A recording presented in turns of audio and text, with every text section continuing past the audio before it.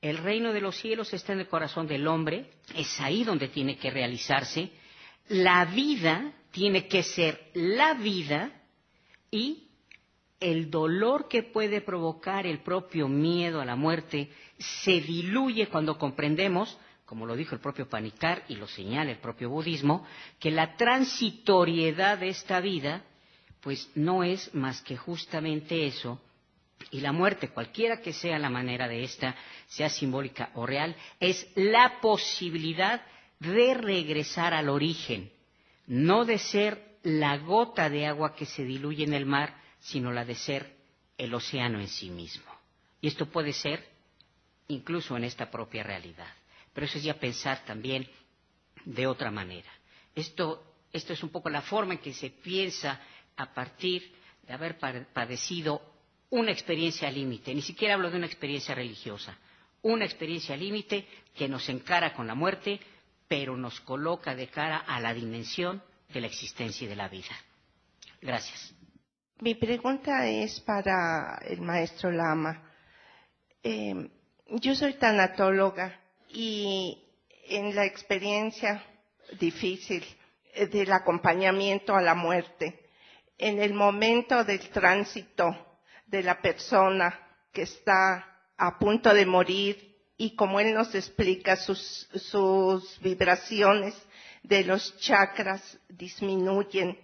Yo sé que el sentido del oído es lo último que se pierde y que al acompañar a la persona en ese tránsito, el poderle hablar al oído, puede él escucharnos. ¿Es esto cierto con esa teoría? No hay un orden específico de cómo se van desconectando los sentidos en el momento de la muerte. Va a depender de la persona y de las circunstancias y de la conciencia de esa persona y en ese momento y diferentes circunstancias. Lo que sí se dice mucho es que cuando uno está en el bardo de la vida, las cosas las tomamos, o sea, tienen un cierto tipo de normalidad, es lo que consideramos normal. Cuando entramos al proceso doloroso del bardo de la muerte, lo que sucede es que esto se vuelve inusual, quiere decir inusual con respecto al bardo. Entonces lo que sucede es que el sentido eso sí se dice en los textos budistas, que el sentido del oído y otros sentidos se exacerban y pueden escuchar mucho más los ruidos o les molestan más los ruidos. Eso es lo que sí se dice, porque el bardo de la muerte ya es un estado de conciencia diferente al bardo de la vida. Pero don Javier quiere responderte también y entonces pasaríamos a las 3 últimas preguntas porque el horario pues ya se nos está echando un poquito encima. No sé si estuvo ayer en la presentación que tuve y hablé de los diferentes cuerpos del hombre. En el cuerpo físico, una parte la parte química, que son sólidos, líquidos y gases, y otra parte es la parte etérica, que son 4 niveles de éter, cada uno de ellos más sutiles. El cuerpo etérico, el cuerpo físico se divide en 2, en el totalmente de materia, que nosotros llamamos estula sarira, y el linga sarira, que es la parte etérica. Cuando se despega el cuerpo etérico de su parte física densa, es cuando empieza a entrar el proceso de muerte.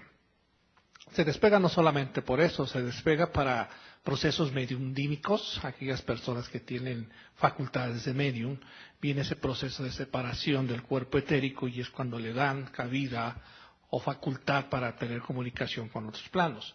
En el caso de una muerte es cuando se viene separando ese cuerpo y el cuerpo etérico es donde radican los chakras, es donde corre todo el prana que viene del sol y es la energía de vida, es la vitalidad que nos da.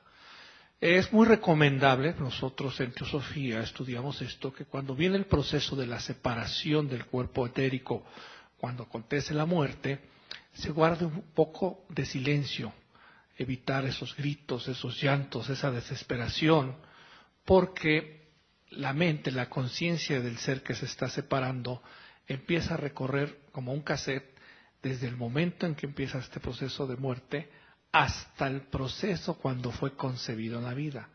Vivirá toda su vida en retrocesos, volverá a recordar los actos buenos, los actos malos, todo lo vivido en todos esos lapsos de vida, lo va a recordar, lo va a asimilar, porque va a tener que llevar a los otros planos, hablábamos ayer del plano astral y posteriormente al plano mental, va a llevar las cosas no virtuosas que corresponden al plano astral, aquellos apegos, aquellos deseos, y va a llegar lo virtuoso, lo eterno, al plano mental. Entonces, sí escucha, se pierde la conciencia y como dijo el Lama, hay un proceso. Aquellos que están más conscientes tendrán más facultades de oír y de sentir. Aquellos que no los tienen, pues casi estarán adormecidos. Pero sí es muy recomendable guardar silencio. ¿Para qué? Para que haga su maletita y se la lleve sin ningún problema. Sí, muy buenas noches. Soy Augusto Hernández, soy productor musical. Ya hace 20 años inicié un proyecto de sanación extraordinario a través de la pronunciación de nombres sagrados. Hemos tenido la experiencia de muchas personas que están ya en esta etapa terminal.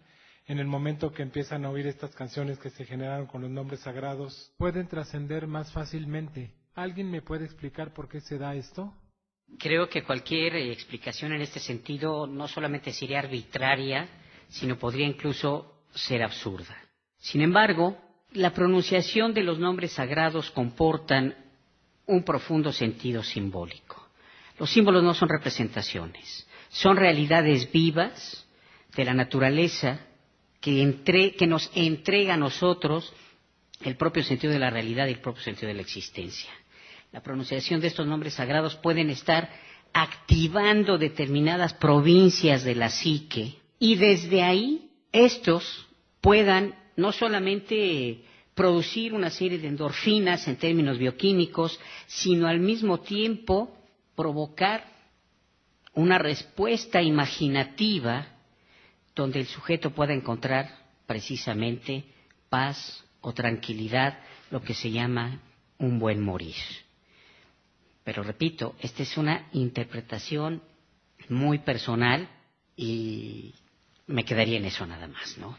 Me gustaría agregar algo porque desde la perspectiva del Tantra o del Mantrayana tiene que ver con el sonido y el sonido está relacionado con el cuerpo emocional, con el cuerpo de la expresión y con los vientos sutiles. Desde una perspectiva dentro de cada uno de nosotros existen patrones de desarrollo y que están vinculados a vibración. Vibración más burda es el sonido que yo estoy hablando, vibraciones más sutiles son movimientos que tienen que ver con los chakras, con los vientos sutiles, con la energía que está. Entonces seguramente en estos patrones, tanto lo que hay afuera como lo que hay adentro, cierto tipo de sonidos, cierto tipo de repeticiones generan cierto tipo de experiencia dentro de las vibraciones que tenemos y lo que hacen es como un diapasón, es lo que yo entiendo o yo oí esta explicación.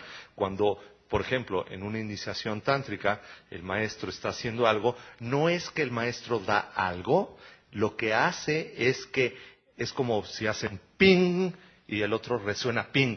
Y no es que quiere decir que algo le dio el maestro, simplemente lo que hizo es que ese patrón vibracional se active, pero ese patrón vibracional está en todos. O sea, se dice que tenemos 84,000 tipos de canales y dentro de las enseñanzas budistas hay 84,000 diferentes tipos de enseñanzas para la liberación que están unidos a este cuerpo sutil dentro de la perspectiva tántrica. Bueno, eso es como mi aportación.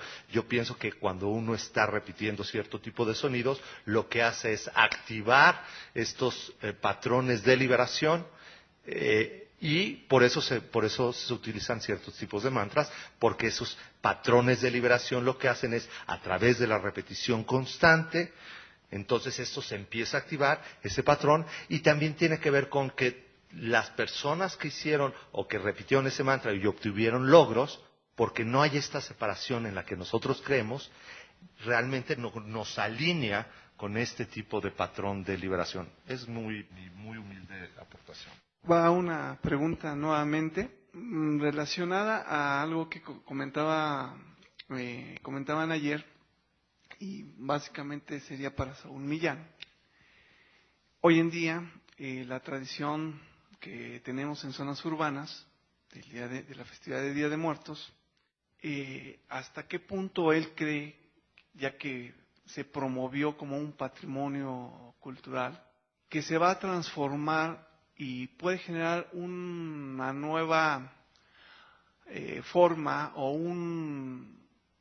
una alteración a la tradición de la festividad, la influencia de la cultura anglosajona.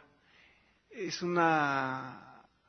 algo que yo he observado sobre todo en el norte del país, que incluso ha penetrado a comunidades indígenas, esa tradición que hoy nos llega a través de los medios de comunicación tan aplastante en el Halloween, que si mal no recuerdo son 2 festividades que se dan en el mundo anglosajón, creo que una es a principios de mayo o finales de abril, por ahí va, que son 2 días que ellos tienen ese festejo, pero el impacto que está recibiendo la tradición mexicana, sobre todo en zonas urbanas, ¿cuál sería el contexto en el que se va a desarrollar o se piensa que se va a desarrollar esto? Sí, ahorita voy a decir unas palabras y luego Juan lo va a completar. Te diría que, bueno, estamos en una época en la que la palabra multiculturalismo tiene un sentido que quizás no tuvo antes por la extraordinaria capacidad de transmisión de la información que se vive en el planeta, ¿no? Entonces, entendiendo perfectamente que nuestras tradiciones, que las cosas son distintas, sin embargo, desde una perspectiva amplia, son festividades de la muerte, ¿no? Entonces, asumiendo que debemos de rescatar, preservar, promover, difundir nuestras propias tradiciones, y sé que es una polémica, hoy es inclusive, digamos, el Halloween, el Día de Brujas, ¿no? Pero lo cierto es que si lo vemos desde una perspectiva amplia, más que ser el mundo anglosajón o el mundo mesoamericano, pues somos una especie, ¿no? Y bajo distintas formas hacemos rituales que celebran a la muerte, ¿no? Entonces yo creo que desde esa perspectiva, que es la perspectiva que nos ha convocado a nosotros aquí en la mesa, pues tenemos muy distintas tradiciones reunidas aquí en la mesa, y no se trata de asumir cuál es la buena o cuál es la menos buena. Yo creo que precisamente el mosaico que está en la mesa es también el mosaico que tenemos la oportunidad de entender, de gozar, de vivir, de ritualizar en el mundo entero, ¿no? Sí, yo concluiría esta reflexión de la siguiente manera, ¿no? Habría que pensar, por principio de cuentas, si tenemos realmente una memoria de lo que es esta tradición, para empezar. ¿Sí? Esto que estamos haciendo como la recuperación de las tradiciones prehispánicas, la recuperación de las tradiciones indígenas, ¿verdad? Pues es bastante subjetivo, para empezar. En segundo término, hay que considerar también que son festividades, lo dijo José Antonio, a la muerte, pero son festividades que propician la renovación de la vida. Son festividades cósmicas, son festividades de una cronología cósmica, por llamarlo de esta manera, y a fin de cuentas también se están refiriendo a lo mismo. La fiesta de Halloween es la reminiscencia que queda de la fiesta celta de Samain, del segador de almas, que era justamente la entrada del invierno, aunque estacionalmente sea el otoño. Los celtas solamente tenían 2 estaciones, el verano y el invierno, ¿verdad? Y marca no solamente la unión indiferenciada del mundo de la vida y el mundo de la muerte, sino también el inicio del nuevo año, es decir, esa noche, la noche de Samain o la noche de Halloween, es el momento en que de la muerte otra vez se va a renovar la vida, pero no solamente la vida humana, la vida toda del universo. ¿Hablamos de una multiculturalidad? Sí. ¿Hablamos también de un contexto de globalización? Sí. ¿No serán excluyentes finalmente? El asunto es que habemos unos que somos más recalcitrantes que otros para asumir que tenemos algo que defender. Mientras eso exista, está bien. Malo cuando todo esto se pierda.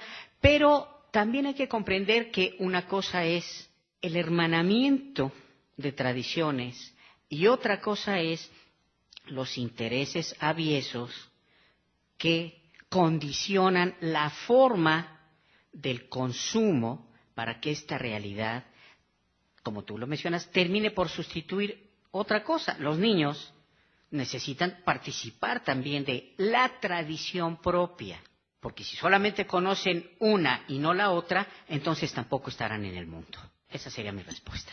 Buenas noches. Bueno, se dice que tenemos varias reencarnaciones hasta el momento en que se alcanza la iluminación. Mi pregunta sería, ¿qué es la iluminación o cuándo se deja de reencarnar?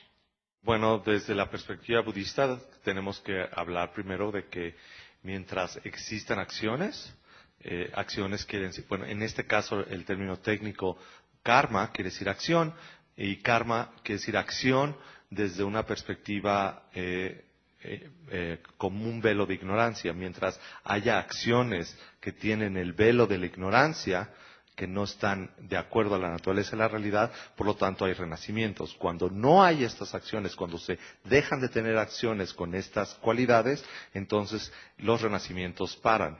Desde la perspectiva budista, podemos decir que la iluminación es el estado último, el estado que lo trasciende todo, que trasciende las palabras. Podemos decir que la iluminación es como el espacio mismo.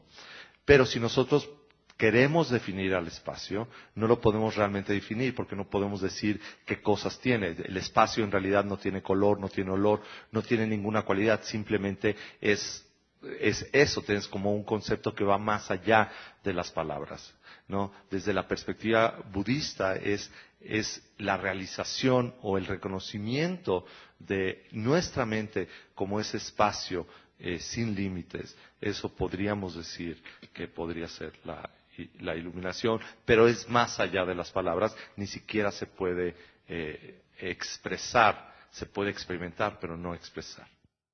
Desde el punto de vista teosófico, no sé si estuviste el día de ayer, viste que estamos escalando a ciertos niveles de acuerdo a nuestro proceder de vida. Vimos que prácticamente en el segundo, tercer o cuarto nivel plano mental, pues llegan aquellos virtuosos que se han dedicado toda su vida a dedicarse, no para ellos, no hay un egocentrismo, ya desaparece, sino es una entrega total a la hermana humanidad, sin distinción alguna. Está libre de deseos, está libre de apegos, ¿sí? Cada vez se está cultivando la sabiduría y está perdiendo la ignorancia. Nosotros, actualmente, la humanidad vive en un bosque de errores en sus renacimientos, y cada vez que está en este bosque de errores choca, se cae, se lastima y viene y vuelve a regresar, y hasta que va aprendiendo y va encontrando ese camino, va perdiendo el deleite a la concupiscencia, ¿sí? Que son todos los apegos, todos los deseos. Cuando tú los pierdes, tú ya entras a otro nivel, y entonces tú ya te estás buscando a través de la divinidad. Uno de los símbolos grandes en el cristianismo es el águila, en el cual se representa a San Juan, el de los evangelios, que se le considera el animal sagrado del águila. San Juan es el iniciado que ha llegado a tales alturas que puede ver a Dios de frente, y por eso le corresponde el águila, porque el águila ya puede ver el sol de frente que no le lastima. Ese es el nivel que vamos a ir llegando, pero es un proceso largo de muchas vidas y de mucho trabajo, pero llegaremos.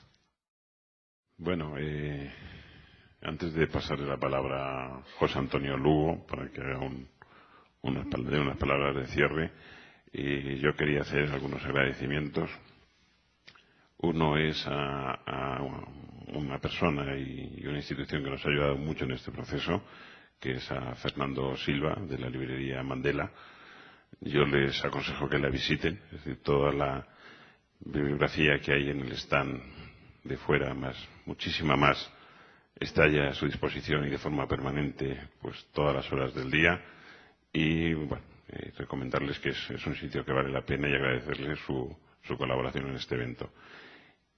También a todo el personal del foro, decanes, técnicos de sonido, imagen y todos los que han hecho que de una forma absolutamente altruista y demás han podido hacer que este evento sea posible y que estas jornadas sean las primeras de unas que esperamos que se prolonguen a lo largo de los años en estas fechas, ¿no? También gracias a todos los ponentes. Hemos hecho un esfuerzo por tener a lo mejor en esta mesa. Creo que lo hemos conseguido, es decir, ha sido realmente de un gran nivel. Y sobre todo gracias a todos ustedes por estar aquí. Seguimos contando con su confianza y esperamos que presencia en próximos eventos que organicemos en este foro. Este evento está organizado por el Foro Cultural Chapultepec y por Sincronía Encuentros. Estamos aquí pues para servirles, para presentarles los mejores libros en la mesa de libros. Procedemos del mundo del libro y es lo que nos apasiona, pero creemos que el libro siempre está unido a unos autores, a una gente que tiene cosas que decir y que es muy importante el tener el trato directo con ellos, poder interrelacionar como estamos haciendo ahora y queremos seguir en ese trabajo. Muchas gracias a todos y les paso la palabra a José Antonio Lugo para que nos diga algunas palabras de cierre. Gracias. Sí, yo solamente quiero compartir con ustedes, una compañera de ustedes vive en la delegación Tláhuac y me dice que en Zapotitlán, a partir del día de mañana, estos siguientes días, a partir de hoy mismo, a las 4 de la tarde empieza pues todo lo que hacemos para celebrar el Día de Muertos, ¿no? Y aparte y me dice que además que aprovechemos que ya se estrenó el metro ayer, ¿verdad? Que ahora es muy fácil llegar a Tláhuac. Yo el año pasado fui a Mixquic, es una experiencia maravillosa, los que no lo hayan vivido, y creo que después de estas maravillosas conferencias que hemos tenido, pues estamos precisamente ante la celebración y los exhorto, los invito a que cada quien en su corazón, o yendo a Mixquic, o yendo a Tláhuac, o yendo a Pátzcuaro, en fin, en la casa haciendo un altar o simplemente con el poder de la imaginación, pues le demos nueva vida a estas tradiciones que forman parte de nuestra cultura, ¿no? Y solo me queda más que darles las gracias a todos, reiterarles que el foro es su casa, agradecerle al Lama, al traductor, a Juan, a Saúl que no está aquí, a Javier, por supuesto a Sintonía Encuentros, a Antonio y a Palmira y a todos ustedes. Muchas gracias y buenas noches.